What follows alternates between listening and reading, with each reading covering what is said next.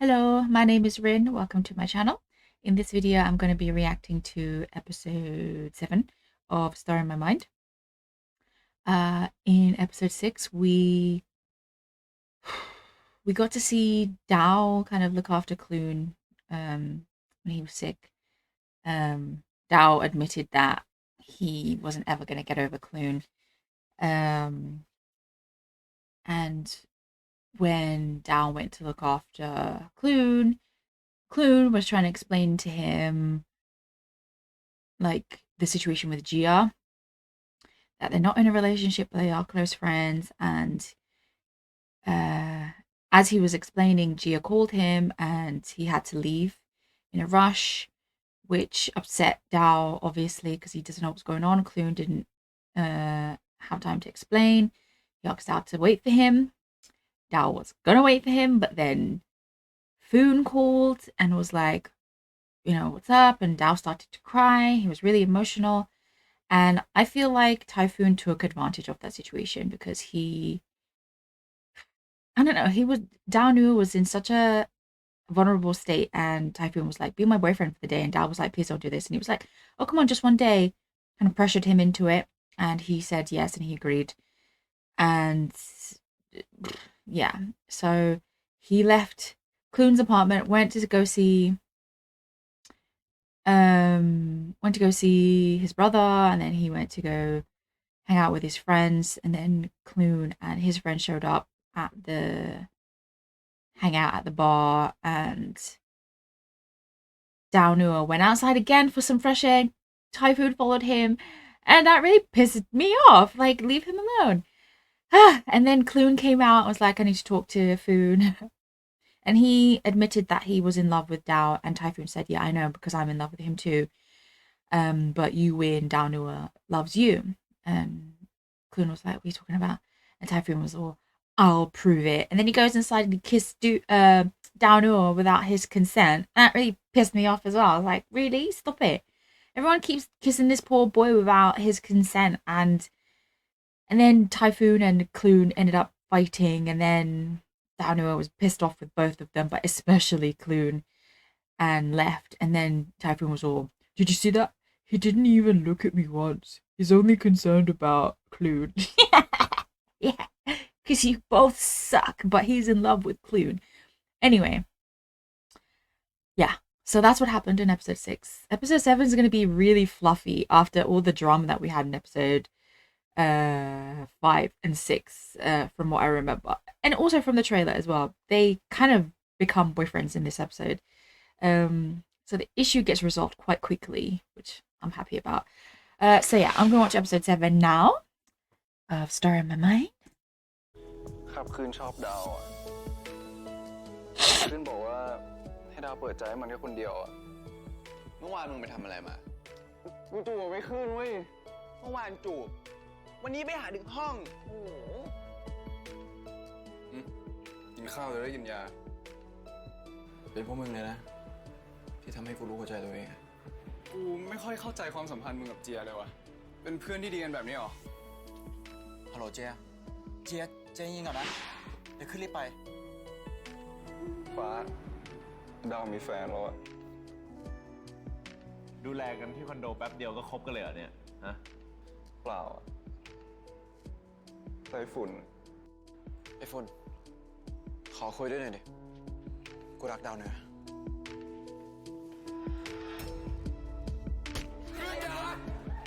โคตรเกลียดเลยพวกชอบใช้กำลัง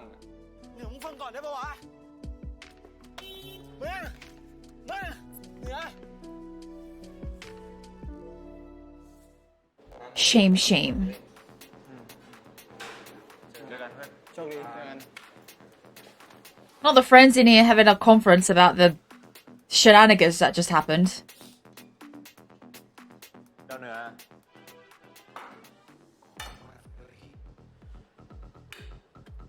ก ลับไปแล้ว And whose fault is that? เนี่ยกูดูไต้ฝุ่นนะไม่รู้ไม่ไหนนะเฮ้ยใจเย็นไอเหนือมันบอกว่ามันเกลียดกูมึงคิดงั้นจริงเหรอ กูว่าคงมีแต่มึงคนเดียวแหละที่ดูไม่ออกอะว่าจริงๆแล้วมันรู้สึกยังไง So true. มึงตั้งสติก่อนกูรักมันวะโคตรรักมันเลยวะ Should have said this before. พวกมึง2 คนน่ะรักกันมันยังทันใช่ป่ะมึงกูจะบอกเขาตอนเนี้ยทัน It's not too late. It's never too late.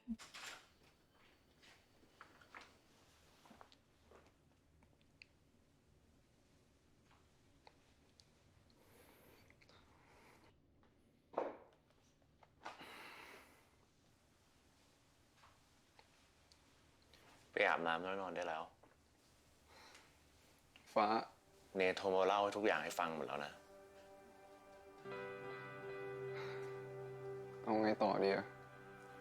ไปอาบน้ำแล้วนอนก่อนเถอะพรุ่งนี้ค่อยคิด ดาวไม่น่าทำอะไรตามใจแบบนั้นเลยอะมันพังไปหมดเลยอะทั้งกับคาบคลื่นทั้งกับไต้ฝุ่น I really hate the fact that he's blaming himself. He did nothing wrong. มันก็สามารถตัดสินใจผิดพลาดกันได้ทั้งนั้นแหละไม่มีใครที่เพอร์เฟกต์ไปทั้งหมดหรอกนะ That's true. But it's also just not his fault. เห็นแก่ตัวมากไหมอะ No, I don't think he's selfish. I don't think he's selfish at all. I think he was put in a situation that he didn't want to be in. And the people around him took advantage. น้ำแล้วนอนได้แล้ว And he's too precious to say no.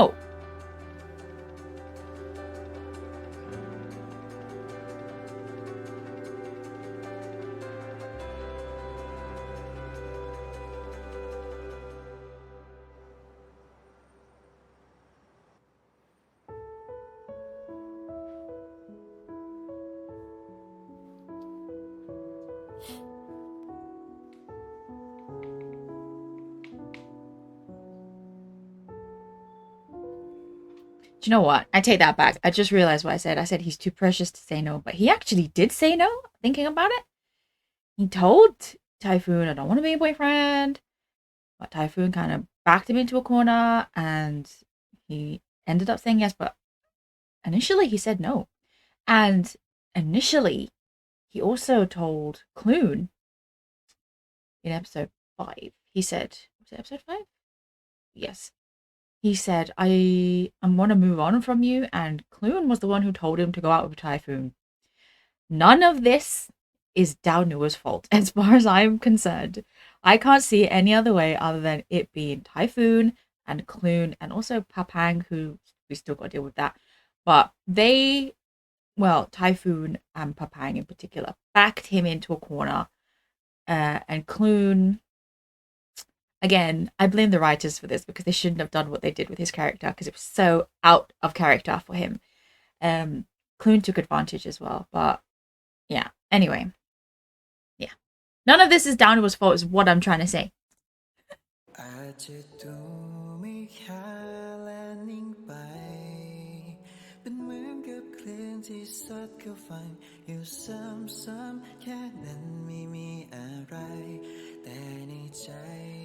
Also, just one little side note. I know I love to say he should have said something earlier because I was about to say it, but I caught myself before I said it. I know saying that is redundant because it's a TV show and they need it to be juicy. So whenever I say anything like he should have said something earlier, please, I know. I know it sounds silly because it would make sense to the show if he did say it earlier because we'd have literally 2 episodes. But you know where I'm coming from, right? When I say he should have said it earlier because in real life, he should have said it earlier. He really should have. But for the sake of the TV show, I get it. But really, boy, you took too damn long to open your mouth. You should have said it earlier. You should have told him you loved him earlier. Oy. But also,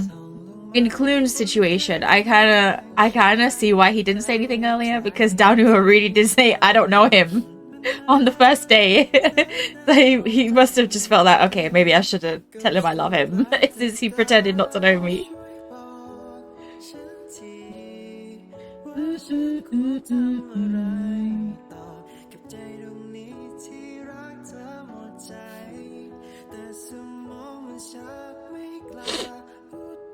It's so cold today. Oh my god.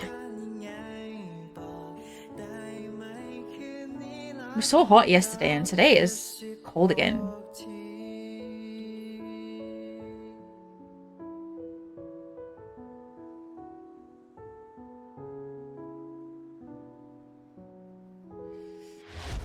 เวลานี้นะจะให้เพื่อนเลือกกัน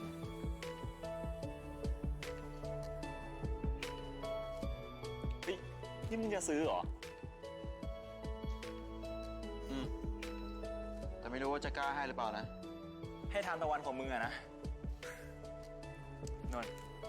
ทานตะวันของมึงมาด้วยละ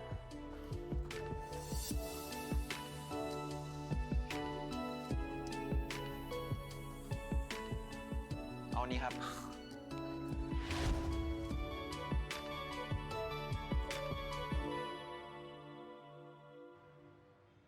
Oh.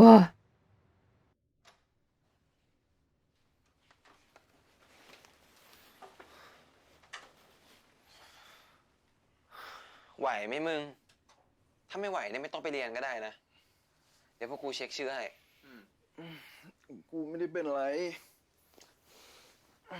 นี่กี่โมงแล้ววะ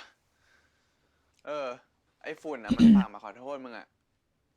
มันเล่าให้กูฟังหมดแล้วว่าเกิดอะไรขึ้น พวกมึงเล่นเชี่ยอะไรกันวะเนี่ยโตกันแล้วนะเว้ย เมื่อวานเรื่องเครียดอะไรไม่รู้อ่ะ โคตรปวดหัวเลยอะ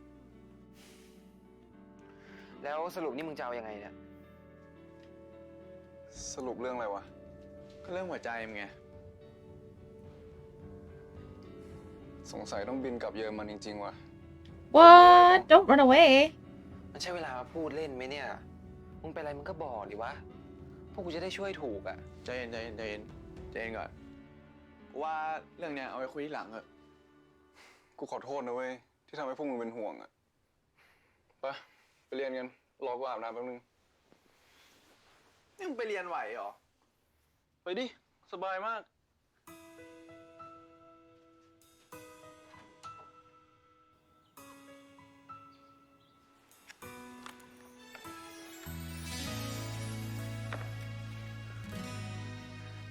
กลับบ้านไหมมึง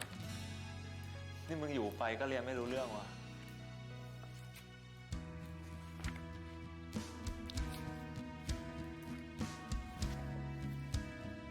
What you smiling at, boy?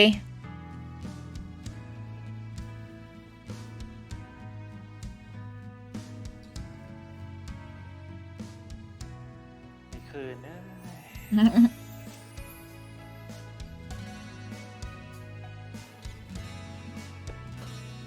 Here comes the other drama. เมื่อวานเราทำคุกกี้อ่ะเลยเอามาให้ชิม ขอบคุณนะ เนกับป้องลองชิมด้วยนะ ถ้าอร่อยอ่ะเดี๋ยวทำมาให้บ่อย ขอบคุณครับ ๆ ไอเหนือ เรื่องมึงกับไต้ฝุ่นนี่ยังไงวะ มึงอย่าเพิ่งถามได้ไหม ทิ้งใจเย็นๆไม่มีอะไรหรอกใช่ไหม เห็นลบโพสต์ไปแล้วนี่ กูกับไต้ฝุ่นน่ะไม่ได้เป็นอะไรกันเว้ย เรื่องมันยาวมึงไว้คุยได้ปะ เอ้าพวกมึงไม่คบกันหวานมึงเฉยวะ ถิงมึงพูดได้ไหมกูขอร้อง กูอยากรู้อ่ะ เรื่องนั้นน่ะ ช่างมันเถอะ แต่กับพระแพงอะเราไม่เคยมองพระแพงเกินเพื่อนที่ดีคนหนึ่งเลยนะ ที่ไม่ได้พูดตรงๆนะเพราะกลัวพระแพงจะเสียใจ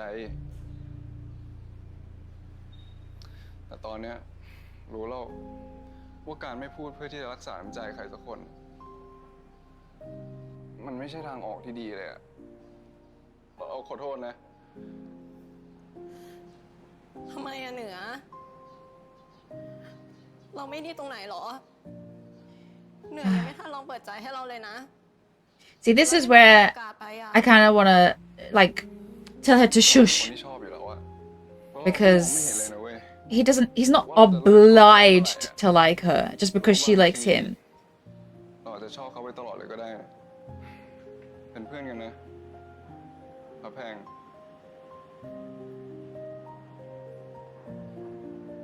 I kind of feel like she really did guilt trip him into saying, yeah, I'll give it a shot because,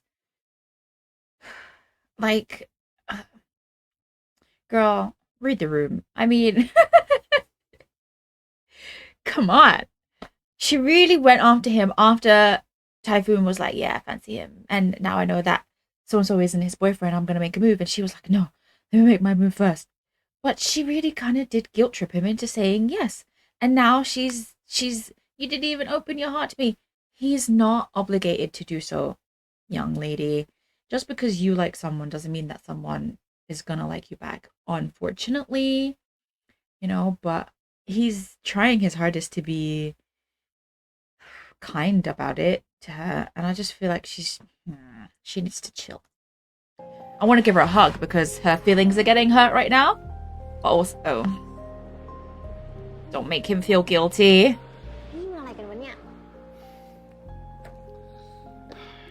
กูยังไม่อยากอธิบายตอนเนี้ย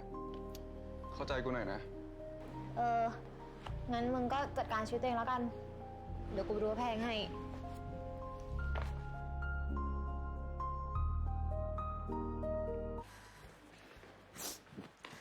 ถ้าแพงถิงอ๋อคิดว่าที่วิ่งออกมาเนี่ยดีแล้วเหรอแล้วนี่ร้องไห้ทำไมแล้วที่แกร้องไห้เนี่ยร้องไห้เพราะว่าเสียใจหรือว่าเจ็บใจที่รู้อยู่แล้วแต่ก็ยังทำ Exactly. She knew it wasn't gonna work out and she did it anyways. ถิงดูออกเหรอแต่จริงๆทุกคนก็ดูออกหมดแหละดาวเหนือชัดเจนขนาดนั้นน่ะเรามันน่าสมเพชเนาะนั่งก่อน Oh, Papang, sister girl. จริงๆการที่เราจะลองพยายามทำอะไรสักอย่างดูมันก็ไม่ผิดหรอกปะดีกว่ามานั่งเสียดายทีหลังว่าทำไมตอนนั้นไม่ทำอะไรเลยถิงกำลังจะบอกว่าอย่างน้อยๆเราก็ได้พยายามทั้งที่รู้ว่ามันเป็นไปไม่ได้ใช่ไหมอ่ะอันนั้นก็นางเอกเกิน จริงๆการที่เราจะพยายามทำอะไรสักอย่างเราก็อยากทำให้มันสำเร็จอะเนาะแต่ถ้ารู้ว่ามันเป็นทางตันน่ะยังจะไปอยู่อีกไหมเสียเวลาใช่ไหมจริงๆอ่ะคนสวยอย่างเราอ่ะไม่ทำแบบนี้หรอกนะจริงๆไอเหนือเนี่ยมันก็งันปะไม่เห็นหล่อตรงไหนเลยเดี๋ยวฉันพาไปหาคนใหม่รับรองว่าดีนี่แหละถิงคนเราอ่ะมันไม่ได้ลืมง่ายขนาดนั้นนะลืมไม่ง่ายไม่ได้แปลว่าลืมไม่ได้ปะไปไหนอ่ะ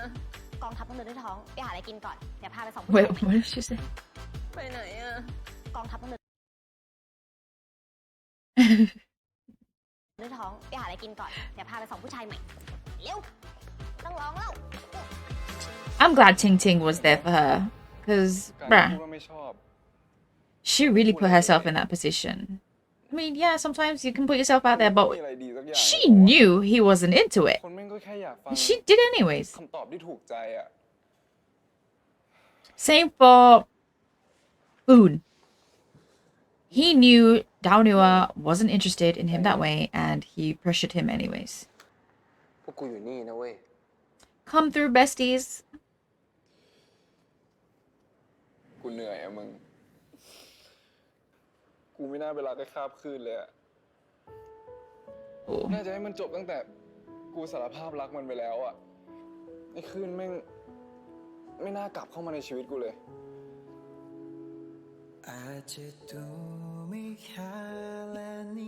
You walked in the wrong time,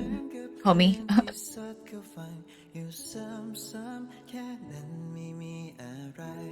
แต่ในใจคำถามมันมากมาย ว่าฉันต้องทำอย่างไรเมื่อเจอกับเธอต้องสู้กับความหวั่นไหว เอาใจเย็นนะเรื่องกูไม่ต้องไปคิดมากเดี๋ยวป่ะมึงยังมีพวกกูนะเว้ยพวกกู2 คนที่อยู่ตรงเนี้ยเดี๋ยวมันก็ผ่านไปได้เว้ยต้องทำอย่างไรก็สุดแล้วแต่ดาวช่วยบอกฉันทีว่าฉันควรทำอะไรต่อใจตรงนี้ที่รัก โอเค ใจแต่สมองมันชักไม่กล้าพูดไป ไอ้คลื่น แล้วดาวต้องการยังไง ไอ้เหี้ยป้อง มึงเลิกพูดถึงชื่อนี้ก่อนได้ไหมมึงอย่าพึ่งดีพวกมึงดูนี่ไอ้คลื่นมันลงรูปมึงในIG อ่ะ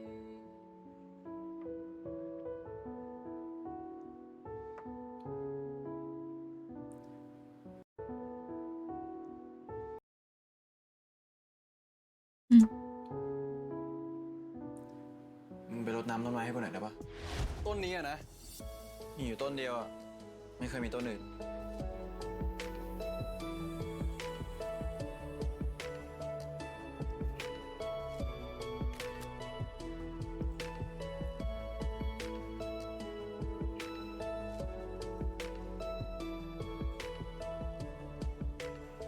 ตั้งใจเพ้นกว่างานตัวเองอีกมั้งยุ่งอะไรวะนี่เมื่อไหร่มึงจะเลิกทำงานให้คืนวะมึงลองปล่อยมันติดศูนย์บ้างดีไหม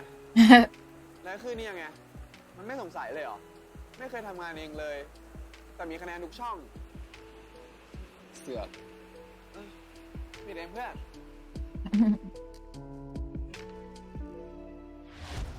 นี่คืนยังเก็บไว้อีกเหรอวะ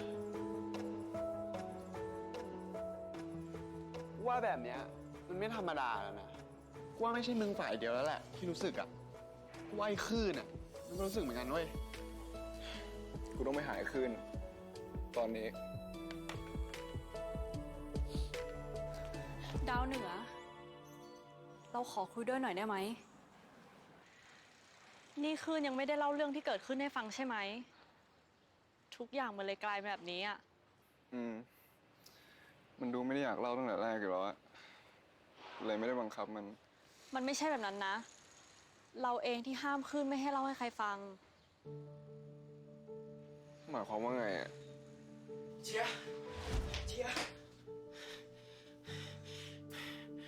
เป็นอะไรมากวะ มันอยู่ไหน เชียร์แย่งโทรศัพท์มาได้ เลยจะแจ้งตำรวจ มันเลยหนีไปแล้ว แล้วแจ้งหรือยัง ไม่อยากให้แม่เป็นห่วงอะ แล้วเจจะปล่อยให้เป็นแบบนี้เหรอ หรือเจจะปล่อยให้มันมีครั้งหน้า และเจ็บตัวมากกว่านี้อะ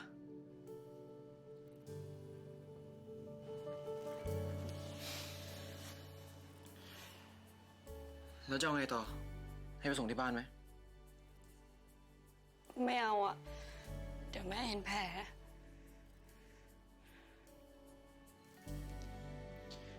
ขึ้นไม่อยากให้เจอยู่ที่นี่คนเดียว มันอันตราย แล้วอีกอย่างขึ้นต้องรีบกลับไปแล้วด้วย อยู่เป็นเพื่อนไม่ได้นะ จะรีบไปไหนอะ กลับไปหาดาวเหนือ นี่คืนทิ้งดาวเหนือมาหาเจียเหรอ แล้วได้บอกดาวเหนือไหมว่ามาเพราะอะไรอะ ก็เจียบอกว่าไม่ให้บอกนี่ คลื่น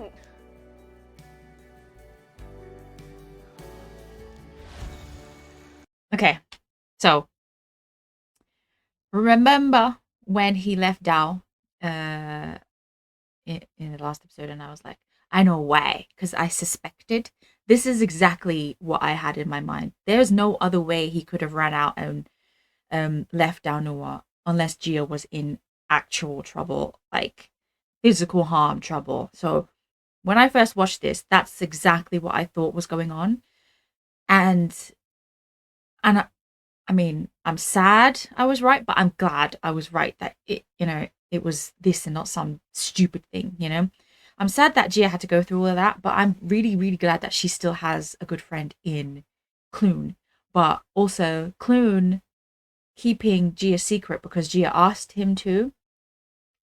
Great. But he shouldn't have kept it. He should have said something before leaving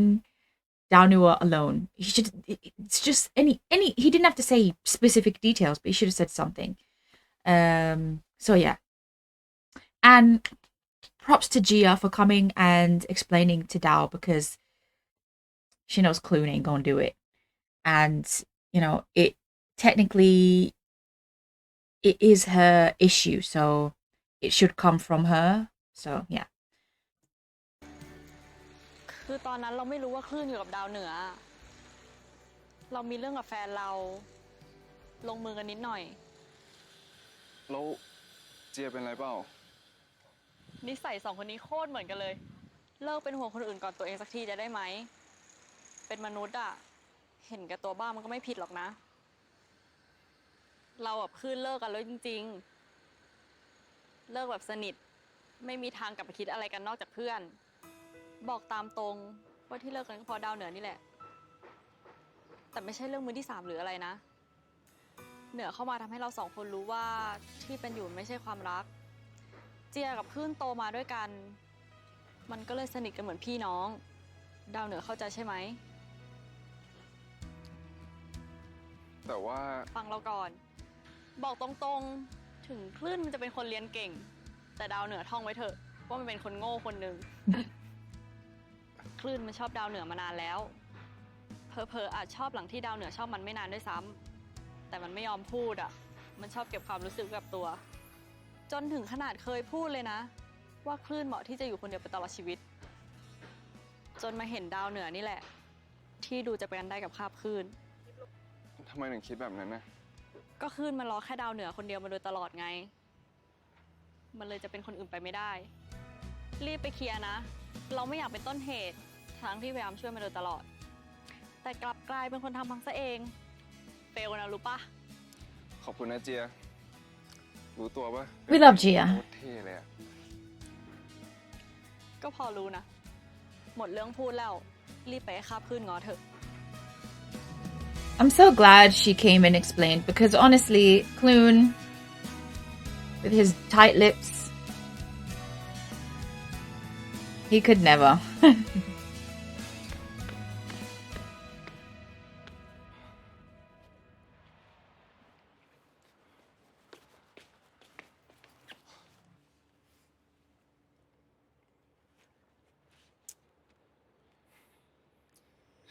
กูไม่ยอมให้มึงทำแบบนี้หรอกคาบคืน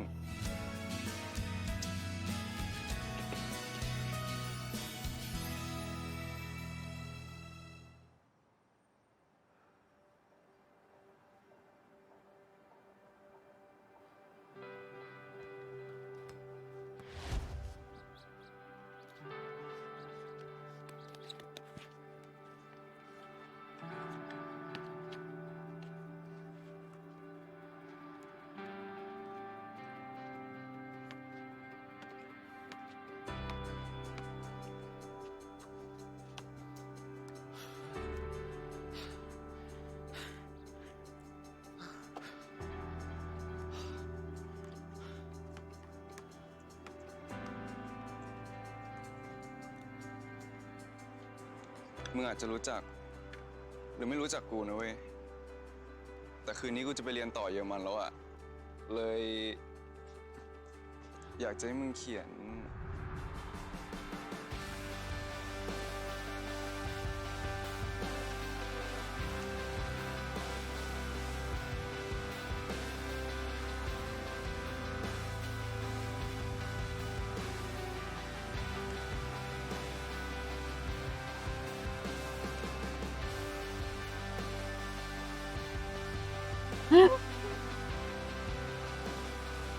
I love this scene.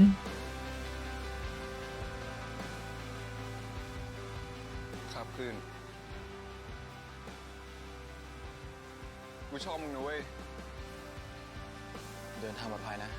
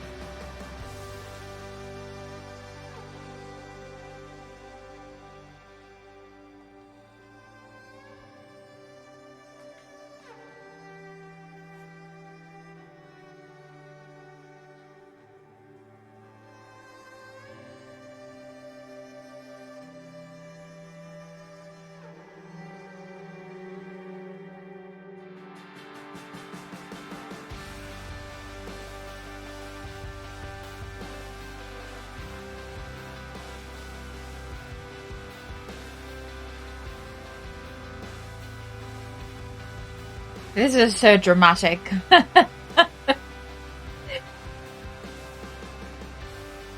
So much drama. I love it.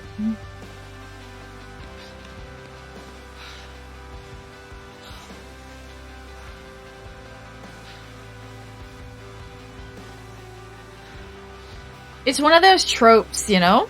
that is just,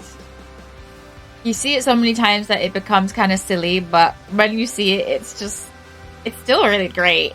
It's like, you know, chasing the girl through the airport, you know, when she's about to leave kind of thing. Like, how many movies have done that?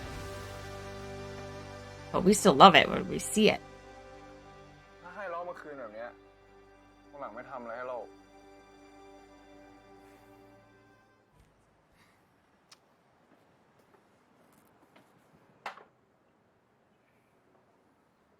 ดาวเหนือเรียกทำไม คืนขอโทษนะคืนขอโทษที่ไม่อธิบายขอโทษที่แสดงออกไม่เก่งพูดไม่เก่งแล้วก็ขอโทษที่ไม่กล้าบอกว่ารัก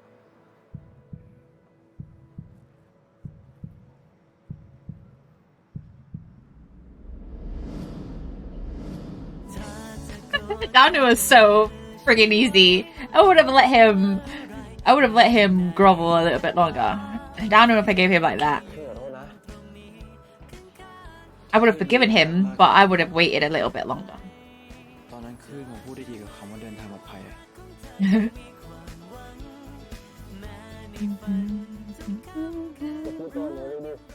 I would have forgiven him for not saying what he should have said, but I don't think I would have forgiven him for the kiss. รักมาก I'd be salty about that for a long time. ๆพี่รักดาวเหนือนะ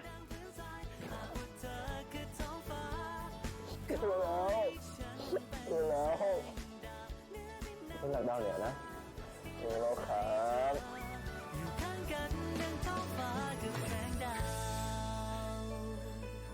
คุณที่ดูแลทานตะวันของกูอย่างดีเลยนะรู้เปล่าตอนที่เห็นว่าจำไม่ได้อะนี่เสียใจแทบแย่เลยนะกูไม่ได้ใส่ใจรายละเอียดอะไรขนาดนั้นน่ะแค่รู้ว่าต้องทำงานศิลปะทีละ2 ชิ้นชิ้นหนึ่งเขียนชื่อตัวเอง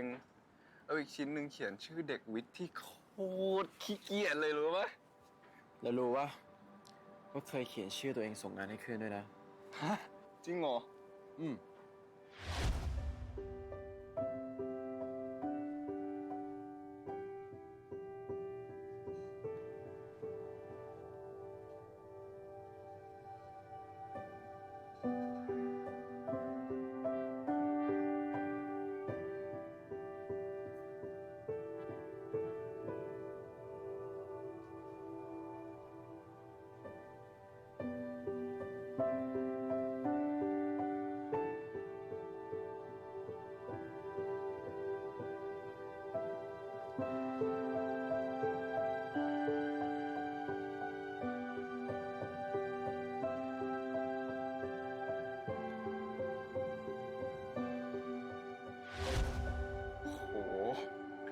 นี่มึงก็รู้ตั้งแต่แรกเลยดิว่ากูเป็นคนทำงานบ้านให้มึงอะรู้ดิแล้วทำไมมึงไม่หัดทำงานเองบ้างวะ ถ้าไม่มีกูคอยทำให้มึงอะมึงจะยอมติดศูนย์งี้เหรอโคตรใช้แรงกูเลยมึงอะ ก็ไม่ได้ไม่อยากทำนะแต่พวกเราไม่เคยคุยกันเลยผลงานศิลปะพวกนี้เหมือนเป็นสิ่งเดียวที่ทำให้เราใกล้ชิดกัน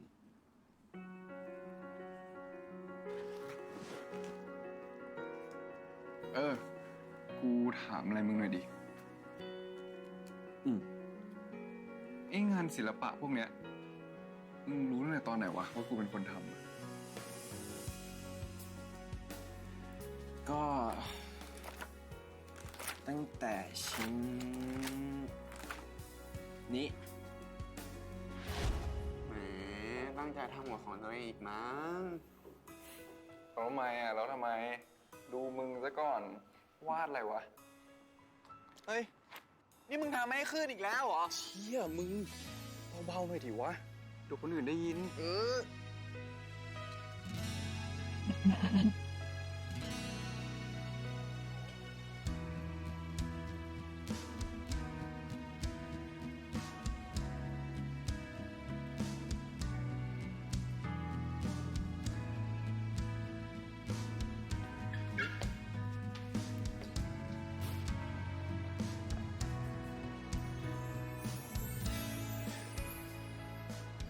แต้มคะแนน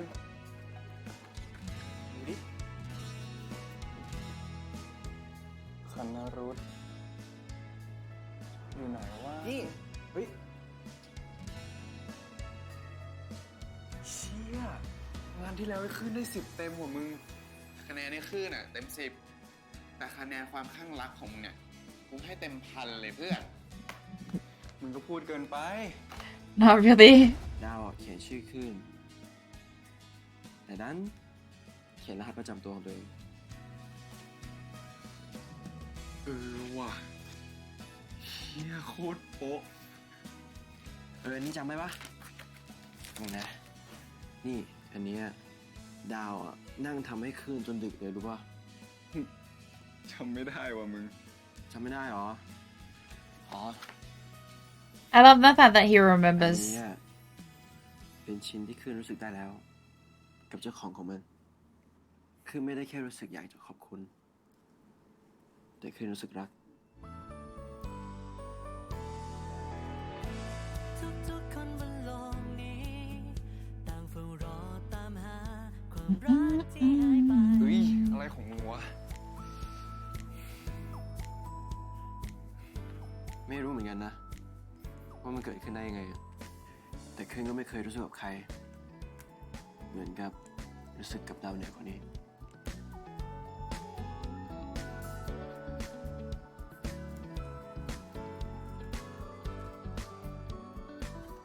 โห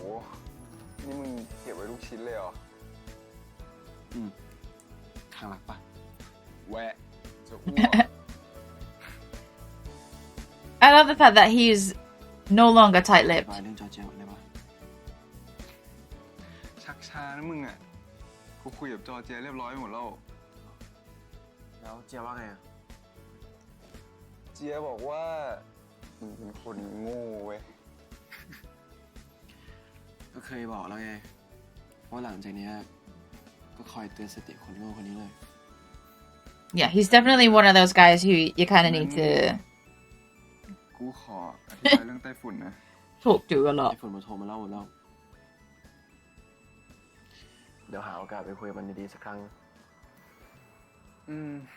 ก็คิดแบบนั้นอยู่นะ ไม่อยากเสียเพื่อนดีๆไปอ่ะ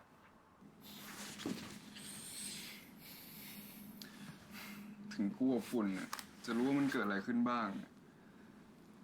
แต่กูไม่น่าไปยอมมันตั้งแต่แรกเลยว่ะมึง จริงๆแล้วเรื่องเนี้ยคือก็มีส่วนผิดนะ เดี๋ยวไว้หาโอกาสไปขอโทษด้วยกันไหม มึงไม่ได้ผิดอะไรเลยเว้ยขึ้น คืนผิด ที่ไม่กล้าบอกรักตั้งแต่แรก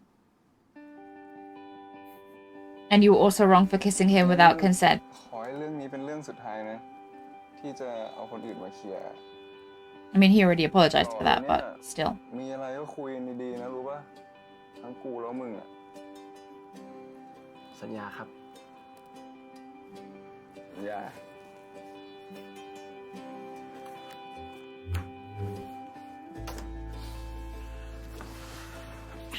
วิ่งทำอะไรขึ้น ทำอะไรเนี่ย คืนนอนไม่ได้หรอ แล้วทำไมจู่ๆถึงเรียกตัวเองว่าคลื่นวะ มันแปลกๆอ่ะ ก็เคยบอกแล้วไง ว่าจะแทนตัวเองว่าคืนเวลาอยู่กับแฟน แล้วกูไปเป็นแฟนมึงตอนไหนวะ ตอนนี้ไง ดาวเป็นแฟนคืนนะ ใครอนุญาตให้มึงเรียกดาวไม่ทราบ อนุญาตเองครับ ขอเลื่อนขั้นเป็นคนพิเศษนะครับ ให้เรียกแค่ตอนอยู่กัน2 คนนะ กลัวพวกมันจะล้ออ่ะ แต่ข้อตกลงของคืนน่ะไม่มีระยะทดลองนะ เป็นแฟนขึ้นทุกวันนะดาวเหนือ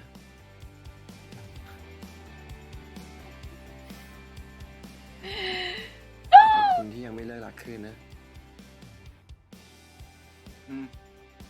ขอบคุณเหมือนกันนะที่รักดาวอ่ะ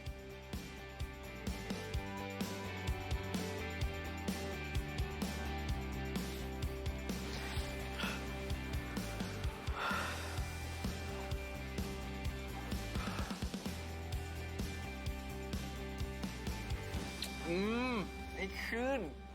ถูกกู3 รอบแล้วนะเว้ย without asking 4นะฮะรู้จะ4ได้ไง another time without asking I forgot about this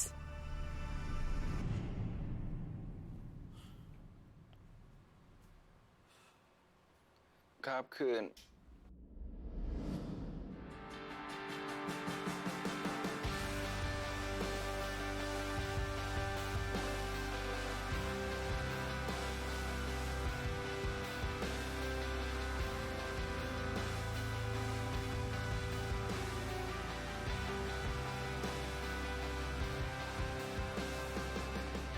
กูชอบมึงนะเว้ย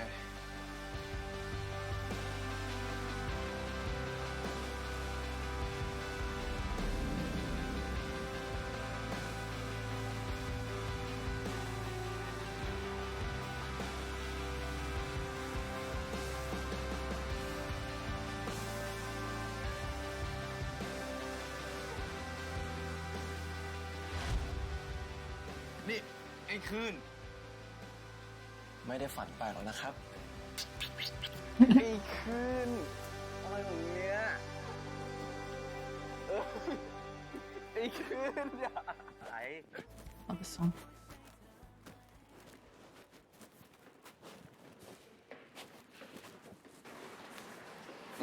ถึงละขอบคุณครับตั้งใจเรียนนะแน่ใจใช่ไหมว่าไม่ต้องไปเป็นเพื่อนอะแน่ใจดิไอ้ฝุ่นมันไม่ฆ่ากูตายหรอก แต่ก็อาจจะโดนสักหมัด2 หมัดก็ได้นะ มันมีใครกล้าต่อยแฟนขึ้นเลยก็ไม่รู้ดิ เฮ้ยมึงนี่เห็นปะเมื่อกี้กูจะได้ยินว่าอะไรแฟนๆนะนั่นน่ะดิดาวเหนือแฟนข้าวคลื่นแฟนดาวเหนือ กูหวานกับใจ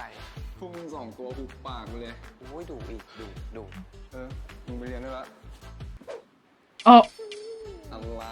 ไรไปเรียนไปแล้ว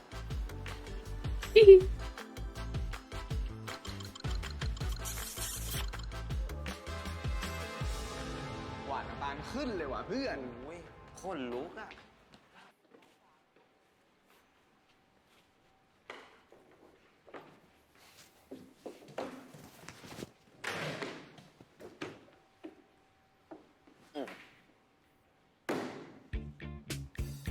หน้าตาดูอิ่มความลับเนาะ นั่นน่ะดิ เลิกเสือกก่อนอันดับแรกอ่ะ โอ้ยอย่างแรงอ่ะ แหมทีเงี้ยทำมาปากดี ตอนที่มึงร้องให้ขี้มุกโป่งอ่ะไม่ใช่กู2 คนเหรอที่อยู่เป็นเพื่อนมึงอ่ะ กูว่าพวกกู2 คนเนี่ยคงต้องเปลี่ยนไปแดกอาหารเม็ดแทนก๋วยเตี๋ยวได้ละมั้งขอมือหน่อยครับ oh god เอาเสียงดังซะด้วยเพื่อนเราเนี่ยร้ายไม่เบากินทั้งเดือนอันดับ1ทั้งเดือนอันดับ2สุดยอด ต้องนี่เพื่อนมึงเองนะแต่อย่าพูดอย่างนี้ดิไอ้ฝุ่นมันดูไม่ดีหมด มึงอ่ะรีบเคลียร์ตัวเองนะวันก่อนไอ้ฝุ่นเพิ่งประกาศคบมึงวันต่อมาไปโผล่เป็นเจ้าของกระถางต้นไม้ในจีขึ้น อันนี้กูพลาดเองว่ะพวกมึงเดี๋ยวจบคันเนี้ยกูรีบไปเคลียร์กับฝุ่น พวกกูเพื่อนมึงยังไงก็เข้าใจมึงอยู่แล้วไม่ต้องทำหน้าเป็นหมาอยู่ข้าแบบนั้นหรอก นั่นดิไหนวะใครไม่เข้าใจมึง แต่พวกมึงเข้าใจ ไม่เข้าใจ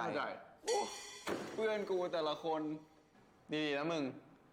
รักกันชอบกันมานานขนาดเนี้ยตอนนี้มีโอกาสก็เริ่มให้มันดีๆขอบใจนะเว้ยพวกมึง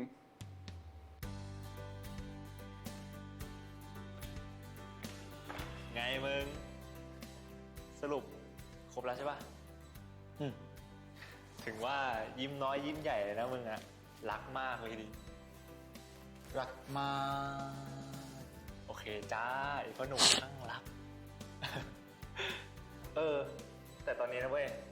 คนในมอก็ยังซูบซีบกันอยู่นะ ว่าสรุปไอ้ดาวเหนือมันเลือกคบใคร กูว่านะ มึงอะประกาศสักดาหน่อยไหม ถึงไอ้ไต้ฝุ่นมันจะลบรูปไปแล้วนะเว้ย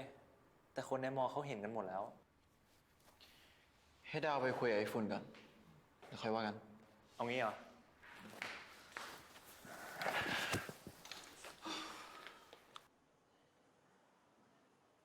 ขอบคุณสำหรับความหวังดีนะเว้ย ที่ผ่านมา กูรับรู้ได้จริงๆ ยินดีด้วยนะกับไอ้คลื่นอ่ะ ไปก่อนนะ เดี๋ยวไม่เรียนเนี่ย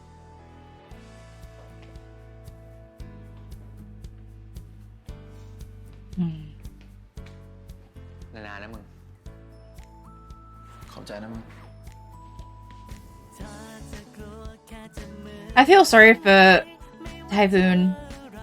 because up until the last couple of episodes, he was one of those characters that I actually kind of respected because he was like, I'm gonna wait for Downu and Thingy to break up when he thought they were when he thought they were together, and then all of a sudden, that's why I don't know. I just feel like the writers really messed up the characters by making them do these shitty things, because he just went from being this like cool guy to like this pushy dude. So I feel sorry for him, but I'm glad that they can still be friends because I คืนนี้อะนอนนี้ได้ปะ don't think คลื่นกับฟ้าก็มีอะไรเหมือนกันเยอะ Hold on นะแต่ก็มีอย่างหนึ่งนะ ที่เหมือนมากๆ อะไร รักดาวเหนือมากๆไงครับ อันนี้ปิ้นนะ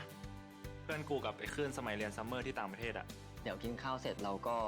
ไปเก็บของแล้วก็พักผ่อนที่โรงแรมกัน เดี๋ยวคืนนี้พาไปดูดาว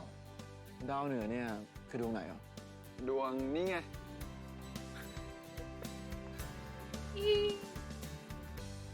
คืออะไรอ่ะ ตั้งใจจะให้ตั้งแต่ก่อนไปเยอรมันแล้ว แต่ไม่กล้านี่เรียกแบบนี้ไปด้วยกันนะดาวเหนือ Aww. Alright, so that's the end of episode 7. Oh, sorry, in my mind. Okay, and like I was saying, Typhoon, I feel like Typhoon wasn't the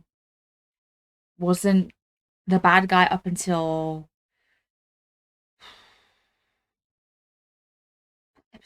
episode 5. Episode 5 and 6 for me are just not the greatest. So him being like supportive friend, good friend to Dao, up until that point where he kind of made him feel like he had to go out with him. That Typhoon I don't love. And Clune as well. Episode 5 Clune and episode 6 Clune. Those characters were written by somebody completely different from who wrote the characters from episode 1 to episode 4, because they were so out of it just went from like it just went from one to the other. It was night and day. So yeah, I don't like that. But I think Dao kind of blaming himself wasn't right. Typhoon did not do the right thing by making Dao Nua go out with him, even if it was just for the one day. He shouldn't have done that. And the fact that they can all be friends is a good thing. I liked that they were able to kind of have that discussion, even though we really didn't see the full discussion. We kind of only just saw like the last 2 seconds of it. And Clune and Foon. Every time I say that together, I always say that. Anyway, the two of them, at the end, there's like, Clune saying, "Did you say sorry?" I'm pretty sure he did. And Typhoon was like, "Oh, have a good relationship." I feel like that was more in the nature of the characters. Yeah. Anyways, I love Gia for coming out and saying what she had to say, telling Dao the whole truth. And she gave she gave Clune the same advice. Like, you know, she was like, just talk to him. Gia gave him that advice, and his mom gave him that advice, and Noel gave him that advice. Everyone gave him the advice to talk, to like, you know, talk to Dao, and he kind of didn't for a while. And then when he finally started talking, and he just couldn't stop saying I love you, and Dao was like, oh no, thanks, great. So that was cute. Yeah, I'm glad that we're back to being soft and fluffy. I'm going to erase the fact that Clune aggressively kissed Dao in episode 5. Again, you guys know how much I hated that. I'm just going to pretend that didn't happen, because Clune is one of my green flag boyfriends, okay? I just, Clune in this, and Dean from oh my god, Dean, P Dean, what why can't I remember the name of one of my favorite BLs right now? My mind is going blank, but he was also in Between Us. You know who I'm talking about. You know P Dean. P Dean is one of my green flag boyfriends. Clune is one of my green flag boyfriends, and I hated the fact that they ruined Clune's character for me in episode 5 and 6. I'll never get over that, but I'm choosing to ignore it for now. Yeah, so that was episode 7 of Star in My Mind. I'm gonna watch the last episode now. Thank you very much for watching this reaction. I hope you liked it. If you did, please give thumbs up, and consider subscribing to my channel to see more. Yeah, and I'll see you in the next video. Bye!